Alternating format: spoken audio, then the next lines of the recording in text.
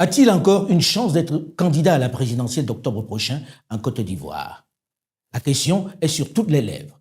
Après avoir pris la tête en décembre 2023 du PDCI-RDA, le parti historique d'Houphouët-Boigny, principal parti d'opposition, il fait face à un obstacle de taille, celui de son exclusion de la liste électorale qui le rend de fait inéligible.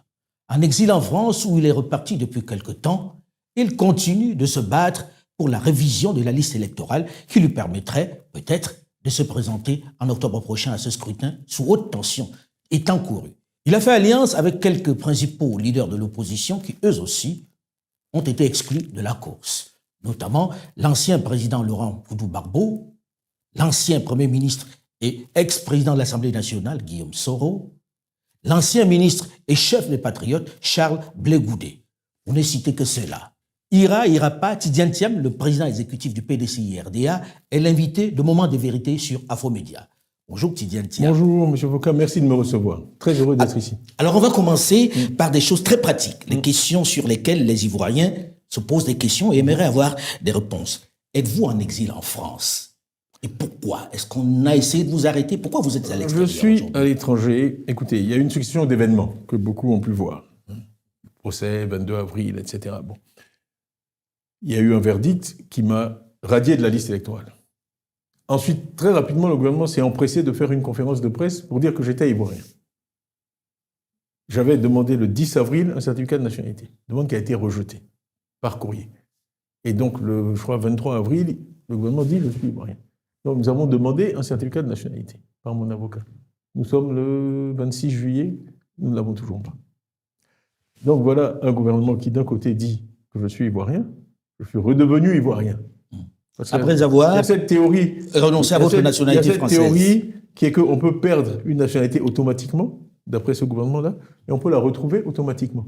Les mots qui ont été utilisés, c'était que ma nationalité était en sommeil, ce qui est un concept inconnu de tous les juristes. Alors moi, j'ai envie de comprendre. Est-ce que vous êtes en exil ou bien est-ce que vous êtes ici? J'attends le minimum de garantie pour pouvoir faire mon travail de président du parti en toute sérénité. Donc il y a une menace qu'on vous arrête, par exemple. Il y a eu... Écoutez, il y a eu un entretien de mon frère Augustin qui se trouve être membre du RHDP et quelqu'un d'autorisé en Côte d'Ivoire qui lui a dit ceci: si ton frère met le pied en Côte d'Ivoire, il sera arrêté. Je l'arrête immédiatement. Pour quel motif? Il faut poser la question aux auteurs de ces propos.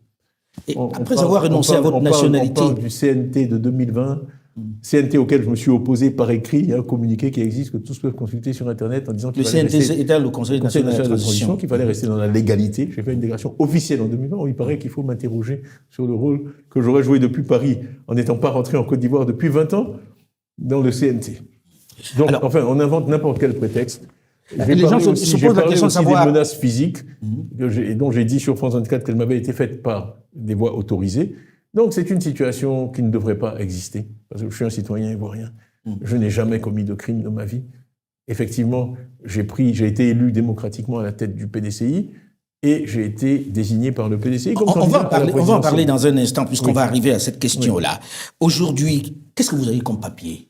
Puisque vous avez renoncé à votre nationalité française. Alors, plusieurs ministres ont dit qu'il fallait me les retirer. Je sais pas pourquoi. Mais vous vivez en France comment? Mais pour l'instant, j'ai des papiers ivoiriens. Donc vous avez un carte de séjour ici? J'ai un passeport ivoirien valide. Et avec un visa? Il m'a été délivré, j'avais un visa, il m'a été délivré une carte de séjour également. Pour me permettre d'aller devenir. Tout le monde dit, Tidiane Thiam est connu comme un homme de dossier, qui a un certain niveau. Et quand on veut se présenter à la présidentielle, on doit connaître tous les textes. Ce qu'on vous reproche, c'est d'avoir obtenu une nationalité qui, de fait, annulait votre nationalité ivoirienne. Cet article 48, vous ne le connaissiez pas? Je ne le connaissais pas. Mais comment vous pouvez ne connaître cet article 48? Je ne connais pas la constitution ivoirienne, je ne connais pas le code de la nationalité ivoirienne par cœur. Et à chaque fois que j'ai fait des réunions, j'ai demandé dans la salle qui connaissait cet article. Personne n'a jamais levé la main. J'ai été interrogé par des journalistes ivoiriens, je leur ai demandé, ils ne le savaient pas. Attendez, monsieur, je suis désolé, il y a quand même des principes universels dans l'application des lois. C'est une loi de 61. Est-ce que vous connaissez la genèse de cette loi? C'est une loi française. Ce qui s'est passé dans nos pays à l'indépendance, puisqu'on n'avait pas de corpus de lois, c'est qu'on a pris les lois françaises et on les a essentiellement mises dans comme le droit... Comme la Constitution. Voilà, dans le droit ivoirien. C'est une loi qui avait son origine dans la Première Guerre mondiale, parce qu'après la Première Guerre mondiale, la France avait prolongé la durée du service militaire. Il y avait une hécatombe humaine. Donc, les petits Français avaient commencé à faire du tourisme pour le service militaire, prendre d'autres nationalités pour échapper au service militaire français. L'alinéa 2, d'ailleurs, de cet article 48 fait référence au tableau de recensement militaire. Donc c'était dissuasif pour empêcher les gens de prendre une autre nationalité. On a dit, si vous prenez une autre nationalité, vous allez perdre la nationalité française. Mais il a toujours été clair que c'était par décret, ça ne peut pas être automatique. La nationalité, c'est un droit inaliénable. Okay, mais en même temps, c'est monsieur Thiam, en 73, la France a abrogé cette disposition. Cette disposition en Côte d'Ivoire n'a jamais été appliquée. Monsieur Foucault, vous devez vous prémunir, il y a un usage. Elle a été appliquée une fois. Non. En 2011, attendez, d'abord, en 2011. Attendez, on se gargarise parce que ça les fait plus sourire. Oui, c'est la loi de son grand-père. On lui a appliqué la loi de son grand-père. À ma connaissance, monsieur le président Houphouët-Boigny a été président de Côte d'Ivoire de 1960 à 1993.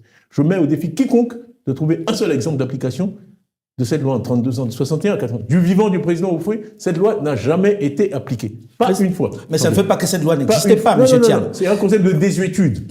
L'usage crée le droit. Dans le droit, quand une loi, vous pourrez trouver des lois qui n'ont pas été annulées, qui permettent d'écarteler les gens. Ok? Il y a plein de lois dans le droit universel qui ne sont pas appliquées, elles tombent en désuétude, tout le monde ignore leur existence. Celle-là n'a jamais été appliquée, aucun Ivoirien n'en était conscient. Vous voulez que je vous fasse la liste des Ivoiriens qui ont pris une autre nationalité, qui ont exercé de hautes fonctions? Aboudrahmane Cissé a pris la nationalité britannique quand il était chez Goldman Sachs. Il a été nommé secrétaire général de la présidence à Abidjan. Il a été ministre du pétrole. D'après leur théorie, il n'est pas ivoirien puisqu'on peut perdre automatiquement la nationalité ivoirienne. C'est une aberration. Alors, le fameux exemple qui est cité, c'est celui de 2011, où la Cour constitutionnelle de Francis Waudier a rejeté une candidature à la députation d'un monsieur Thioté. Ce monsieur Thioté il avait pris la nationalité française. Il est toujours ivoirien, il est inscrit, à l'heure où je vous parle, nous l'avons prouvé à tous les journalistes, il est inscrit sur la liste électorale. Donc le précédent dont vous parlez, il n'existe pas. Donc je maintiens qu'en 64 ans, cette loi n'avait jamais été appliquée. Comment vous voulez que quelqu'un puisse imaginer qu'elle le sera?